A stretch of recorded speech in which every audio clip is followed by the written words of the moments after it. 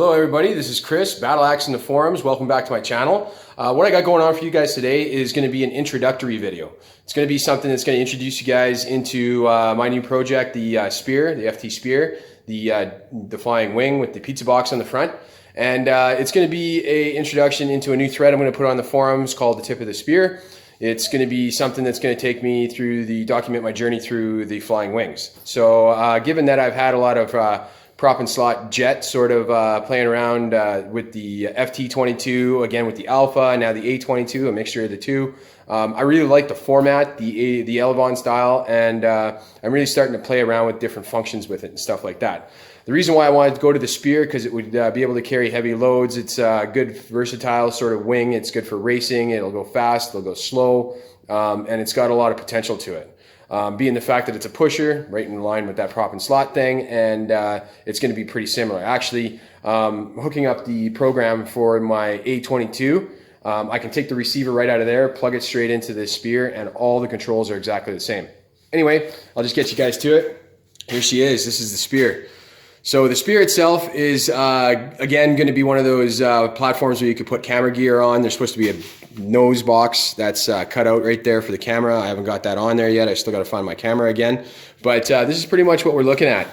So it's a pretty stock build. I did go with the two wing fences and the 2 vertical stabilizer option on here. I wanted as much stability as possible. The nice part about that is that there's so many reasons that those wing fences are there for, not only, you know, to help with your yaw authority, keeping you straight that way, but what they do is they help to keep high pressure air from underneath coming into the low pressure area, so you don't get that leakage, and effectively it actually gives you the full length of the wing.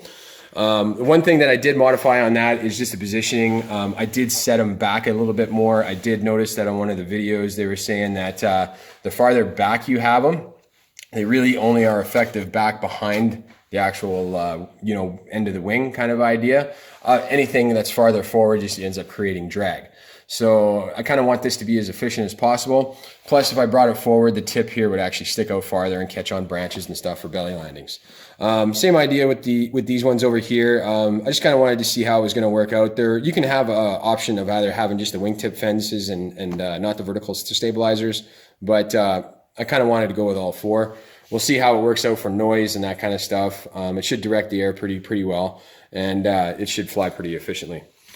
As far as any other mods that I did to this, you'll notice right off the hop that with this power pod box, I did flip it upside down, so I have full access on the top, full airflow as well. This here is the old CPAC motor, the Emax. It's 1100 kV. It's I got it running on a 40 amp ESC right here.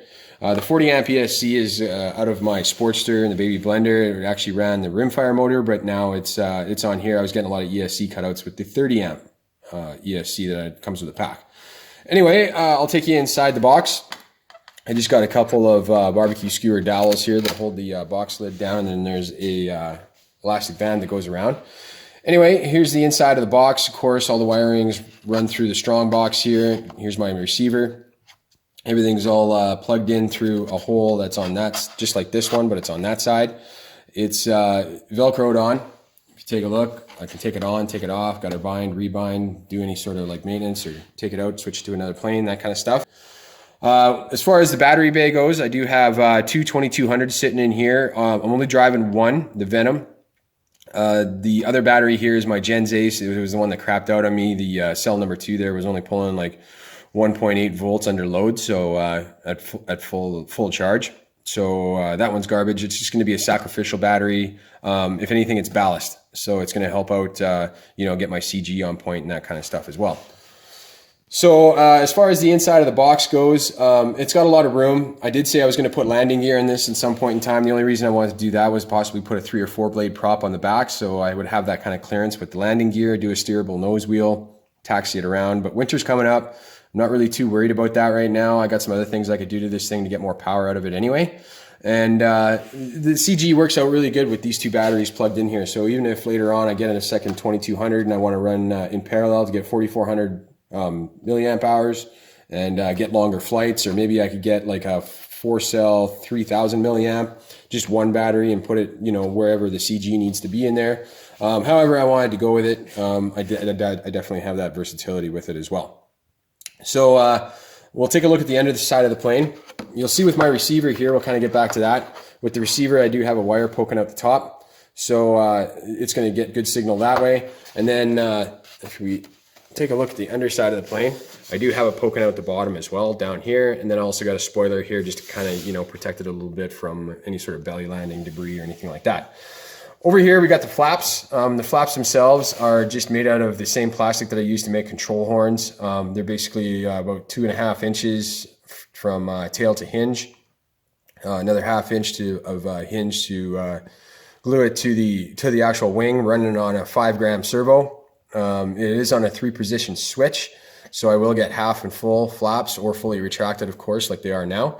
I was going to go with the plan where half or a third of the aileron was going to be the flap, and that would actually take away some roll authority. I know the ailerons are pretty big control surfaces already, but it would actually be counterproductive. If anything, these flaps, I'm guessing, my theory is that once they work, even at like half position, they'll act as kind of like an air brake and want to pitch my nose down, even though they're pretty close to the CG, a lot closer than they would be than if I used the part of the aileron as the flap. But I'm thinking it might end up working out to be like an air brake, just because you're going to have to use back pressure on your elevons to you know, kind of counteract what the flaps are doing from underneath the wing. So that's kind of the plan right there. I do have a 9.6 prop on it. It is the electric only prop. It's not the sport prop. As a pusher, I feel more comfortable running the electric prop that way, just because it's, you know, not going to take the it's not going to take as much abuse, and it shouldn't be in behind the plane. Putting it on a tractor style and stuff like that, even though it's, you know, a little bit more of an efficient prop, it's as soon as you do any sort of belly landings or take any hits, they snap, right? So other than that, that's what we're looking at for the spear. This is going to be something that I'm pretty excited to maiden, and it's going to happen this afternoon. The one thing I am kind of worried about just a little bit is the toss into the air, but other than that, it should go all right. So we're just kind of waiting for weather to warm up a little bit, and we'll head out to the field. Anyway, thanks for coming out, like and subscribe, and we'll see you guys on the flip side. Have a good one.